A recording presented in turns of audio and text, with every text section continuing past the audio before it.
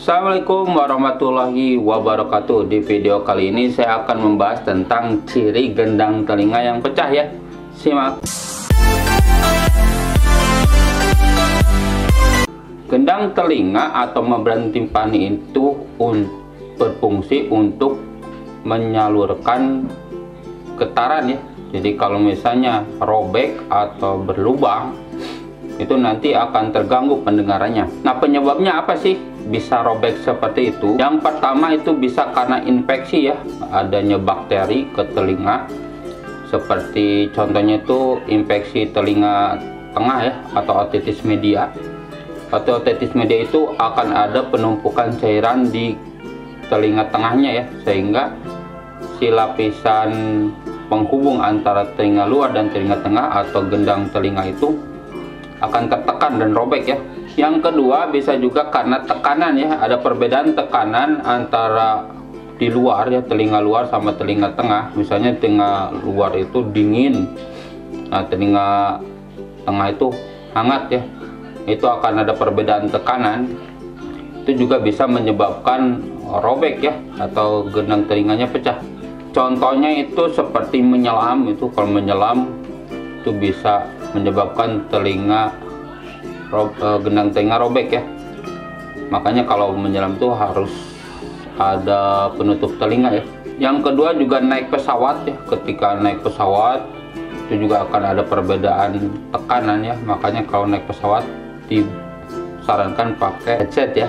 Berkendara ke dataran tinggi atau mendaki gunung juga itu bisa menyebabkan gendang telinga pecah ya. Makanya disarankan untuk menutup telinga ya. Yang ketiga karena cedera ya, bisa kena cedera di telinganya atau jatuh gitu ya, atau bagian pinggir kepala juga bisa ya, itu bisa menyebabkan robek telinga. Atau bisa juga karena dikorek ya, pakai cotton bud atau benda lainnya ya, itu juga bisa menyebabkan gendang telinga pecah.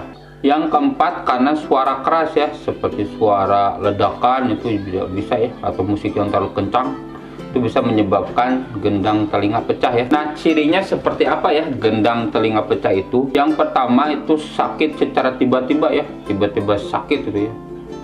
Habis tadi ada penyebab-penyebab tadi itu tahu-tahu sakit, nah itu kemungkinan gendang telinganya pecah ya. Yang kedua itu ada gangguan pendengaran ya, seperti dipanggil nggak nyaut-nyaut, itu juga bisa ya, ciri dari gendang telinga pecah. Yang ketiga ada demam ya. Yang keempat gatal telinganya.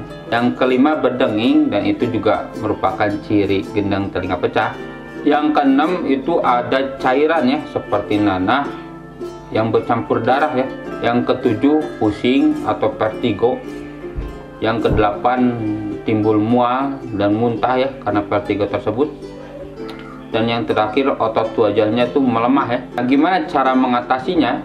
Kalau saya sarankan mending ke IGD aja ya, nanti langsung diperiksa. Karena kalau gendang telinga ini bisa menyebabkan ketulian ya. Nah, si gendang telinga ini bisa pulih sendiri sebenarnya ya, selama 6 sampai 8 minggu. Tapi ada juga yang harus dibantu ya sama dokter, karena tergantung penyebabnya itu apa ya. Nanti dokter itu akan memberikan obat-obatan ya.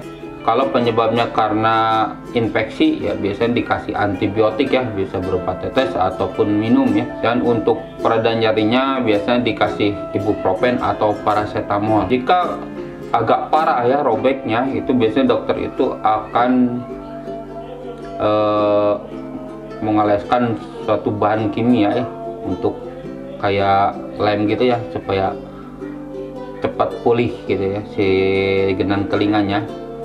Kalau misalnya ada lubang, nah itu harus ditambal ya pakai kertas khusus biasanya.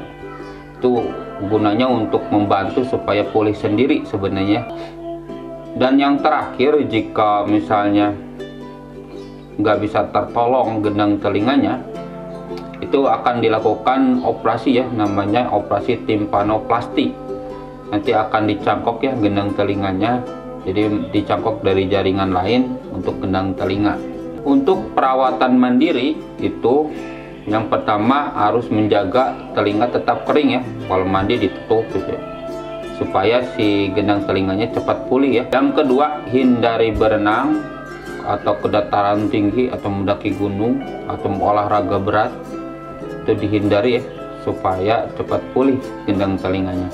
Yang ketiga, tidak nahan napas di hidung ya. Biasanya kalau kita mencium bau sesuatu kan suka napas nih, nahan napas di hidung. Nah itu kalau gendang telinga lagi pecah, jangan nahan napas ya, karena nanti tekanan ke telinganya tambah parah ya. Yang keempat, usahakan jangan bersihin telinga dulu ya selama pemulihan gendang telinga pecah. Dan yang terakhir, kompres dengan handuk hangat ya, tapi yang kering, karena nggak boleh basah. Jadi yang kering dihangat, misalnya si handuknya itu dijemur atau misalnya pakai head dryer atau gimana lah, supaya hangat.